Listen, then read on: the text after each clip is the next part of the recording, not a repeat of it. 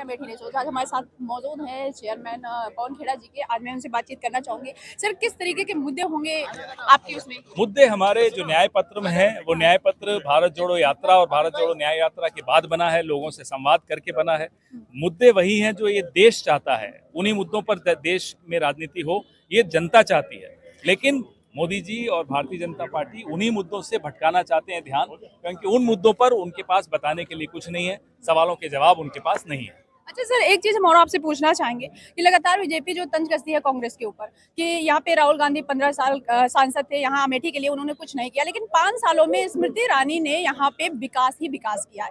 उस पर आप क्या कहना चाहेंगे? आप अमेठी की हैं, जी फिर आपके पास जवाब सब होंगे। नहीं सर, हम आपके मुंह से सुनना चाहते हैं।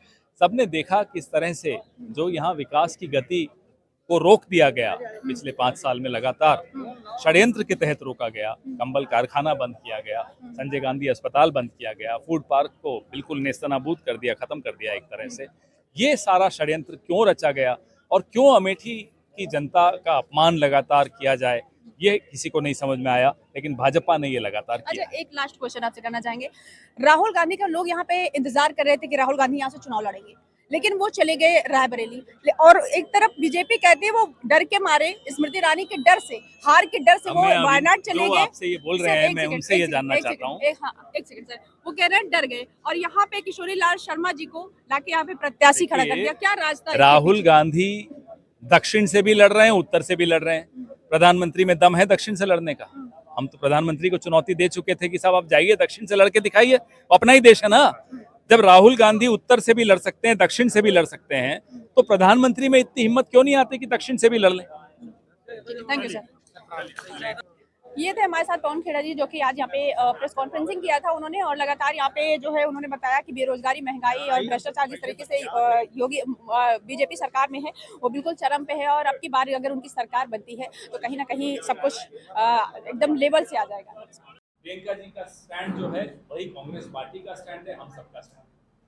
सर, आपके मैनिफेस्टो में किसानों को किसान सम्मान नहीं देते जाते हैं, उसके बारे में कुछ नहीं कहा है।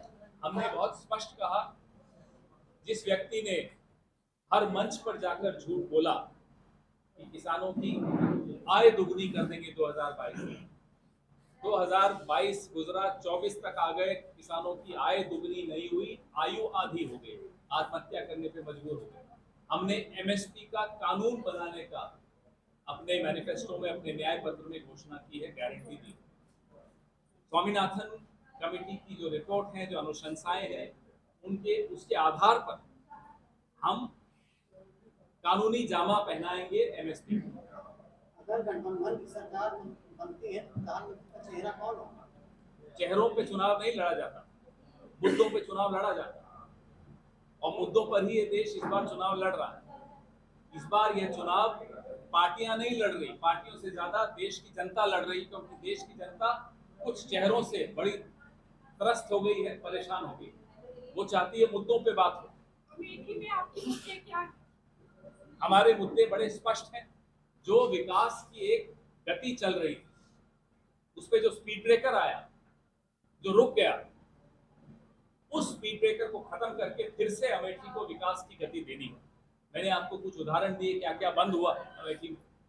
अमेठी की जनता को किस तरह से पिछले 5 साल अपमान के घूंट पीने पड़े, अमेठी की अस्मिता पर सवालिया निशान उठाए गए, ये सब खत्म होना आवश्यक है। अभी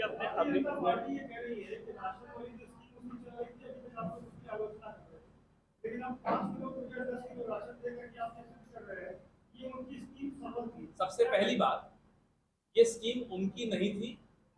राइट टू फूड 2013 में यूपीए की सरकार, गठबंधन की सरकार थी, यूपीए की चेयरपर्सन श्रीमती सोनिया गांधी थी, प्रधानमंत्री डॉक्टर मनमोहन सिंह थे। क्योंकि हमारे प्रधानमंत्री जो आजकल के हैं होमवर्क नहीं करते, इतिहास नहीं पढ़ते, उन्हें स्मरण करा दूं कि ये भोजन का अधिकार यूपीए की देन है। श्रीमती सोनिया गांधी की जो पार्टी थी, कांग्रेस पार्टी की वो अध्यक्षा थी, उस वक्त की ये देन है। यूपीए की चेयरपर्सन थी, डॉक्टर मनमोहन सिंह प्रधानमंत्री। उसके बाद नरेंद्र मोदी जी प्रधानमंत्री बने, एक के बाद एक हमला हुआ हमारी अर्थव्यवस्था पर, हमारे घरों की जो हमारी जेब पर, हमारे घर की अर्थव्यवस्था पर, हर परिवार ने ये भुगता है।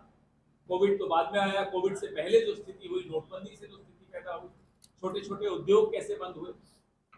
मैं आपको थोड़ा लंबा जवाब दे रहा हूं क्योंकि इसमें संक्षिप्त जवाब नहीं बनता, इसमें लंबा जवाब ही बनता है।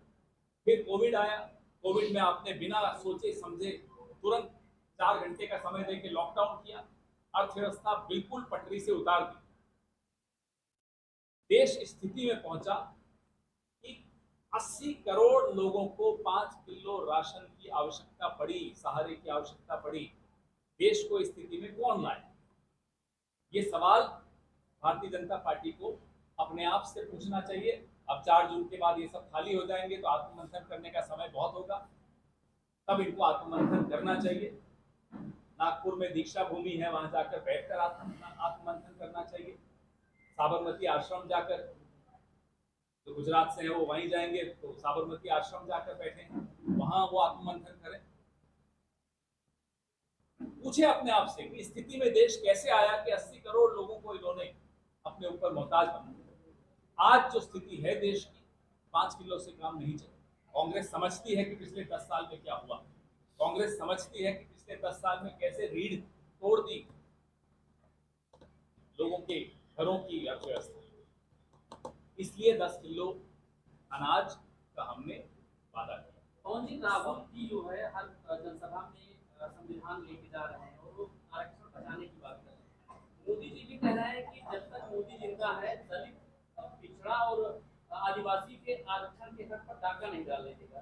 कैसे पिछले 10 साल में आदिवासियों के साथ, दलितों के साथ, शोषितों के साथ क्या स्थिति हुई है, ये हमारे पीएल पुनिया जी ने अभी कुछ दिन पहले लखनऊ में प्रेस वार्ता की थी।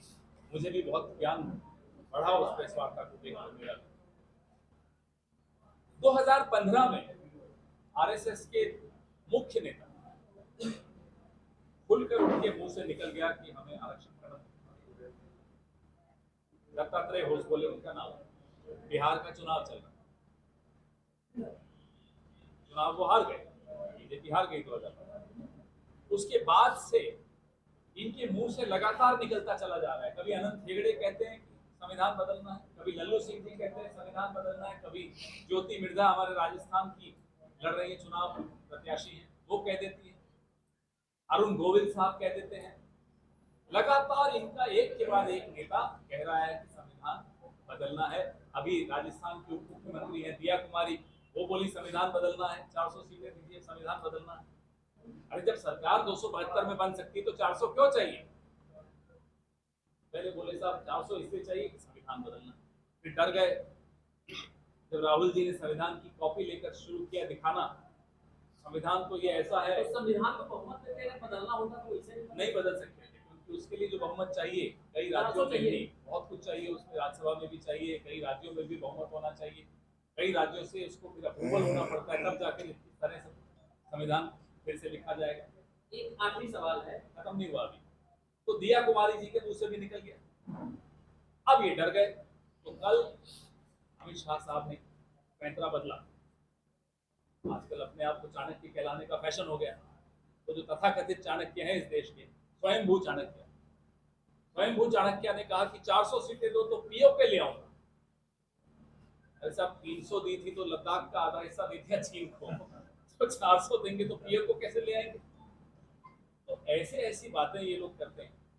अब सीमा सुरक्षा इतना बड़ा मुद्दा, क्या इनकी सीमा के प्रति प्रतिबद्धता है, सुरक्षा के प्रति क्या इनकी प्रतिबद्धता है? वो दिखती है अग्निवीर योजना से, वो दिखता है कि कैसे क्लीन चिट दे दिया प्रधानमंत्री ने। चीन, दोस्ती होगी चीन से, हमें इसमें कोई दिक्कत नहीं होगी, निजी दोस्ती होगी, क्योंकि 18 बार कोई जाता है चीन तो कोई दोस्ती तो होगी, कोई राज होगा, हमें नहीं मालूम क्या राज, ना हम जानना चाहते। लेकिन अगर इस देश की सीमाएं सुरक्षित नहीं है, आप देश के दुश्मन देश को क्लीन चिट दे रहे हो, ये देश माफ नहीं करेगा, अमेठी माफ नहीं करेगा। एक सवाल ये बनता है कि भाजपा ये कह रही है लगातार कि भाजपा का 2 ही लोग विरोध कर रहे हैं, एक पाकिस्तान और दूसरे राम विरोधी। भाजपा को बोलने से पहले थोड़ा शर्म आनी चाहिए और सोचना चाहिए। ये तो क्लीन चिट देते हैं देश के दुश्मनों। इंदिरा जी ने क्या किया? पाकिस्तान के 2 टुकड़े करके दिया। अरे जिस नेता ने, जिस पार्टी ने भूगोल बदल दिया पूरे विश्व का, उस पार्टी को ये चुनौती देंगे जिन्होंने अपने देश का भूगोल ऐसे बदला कि लद्दाख का हिस्सा चीन को दे दिया। 65 में से 26 ऐसे बिंदु हैं हमारी सीमा पर पूर्वी लद्दाख में जहां अब हमारी सेना गश्त नहीं लगा सकती। पिछले 3-4 साल से 2020 की 20 अप्रैल के बाद से अब तक 65 में से 26 ये इन्होंने सीमा के साथ किया, और ये कांग्रेस पार्टी को कहते हैं। सोचकर आपको पूछते हुए आपको हंसी आ रही, जवाब देते हुए मुझे दुख हो रहा है। सर, महंगाई सर, एक चुनाव चीज मैं में बड़ा आपसे पूछना मुद्दा है। चाहूंगी। पहले अब महिला। सर, मैं ये पूछना चाह रही हूँ कि अमेठी में बीजेपी एक तरफ कहती है कि जहाँ राहुल गांधी 15 साल यहाँ के सांसद थे, अमेठी के लिए उन्होंने कुछ नहीं किया, और स्मृति ईरानी की अगर हम बात करते हैं तो उन्होंने 5 सालों में उनका दावा है कि मैंने विकास किया अमेठी में। उस पर आप क्या भाई कहना देखिए, चाहेंगे? दावे तो प्रधानमंत्री जी बहुत करते आए हैं, 10 साल के दावे भी हमने सुने हैं। मैंने आपको आंकड़े बताए, युवा आत्महत्या के, किसान आत्महत्या के, महिलाओं की अपराधों के तमाम आंकड़े हम आपके सामने रख रहे हैं। 45 साल का बेरोजगारी का रिकॉर्ड। अभी मैं देश की बात कर रहा हूँ, अमेठी के विषय में बहुत चर्चा हमारे कई नेता आकर कर भी चुके हैं, और अमेठी की जनता जानती है कि किसने क्या किया।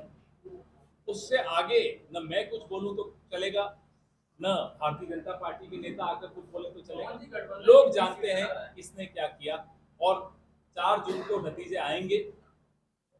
जो बोल रहे हैं आपको ये सब बातें, उनके मुंह बंद। जानते थे कि राहुल गांधी जी यहाँ से चेहरा बने, इसके बाद क्या कारण था कि किशोरीलाल? अरे अब तो अभी चुनाव आ रहा है 3 दिन बाद, अब आप फिर इतिहास में चलेंगे। गठबंधन कितनी सीटें ला रहा है सर? देखिए, हम तो नहीं कहते 400 पार, कोई नंबर तो बताएंगे। लेकिन ये जानते हैं कि 272 पे सरकार बनती है। हम 272 से कहीं ज्यादा सीटें लाकर एक स्थिर सरकार देने जा रहे हैं। सर, महंगाई चुनाव में बड़ा मुद्दा है। महंगाई के लिए क्या रोल करता है? महंगाई इतना बड़ा मुद्दा है, इसीलिए हमने 1 लाख रुपए की योजना हर गरीब परिवार की महिला को हर साल 1 लाख रुपए की योजना का घोषणा। इसीलिए हमने 10 किलो अनाज की बात की, इसीलिए हमने भर्ती भरोसा की बात की। तमाम जो हमारे न्याय पत्र हैं, जो 5 नए न्याय की गारंटी, इसीलिए किसान को MSP के कानून का वादा किया। ये इसीलिए किया गया है कि उनकी जो पिछले 10 साल में चोट पहुंची है हम सबकी अर्थव्यवस्था को, महंगाई की वजह से, बेरोजगारी की वजह से, उसी का जवाब इस न्याय पत्र में। और ये स्वास्थ्य का मुद्दा जो है बहुत महत्वपूर्ण है। जहाँ है तो जहाँ है तो जनता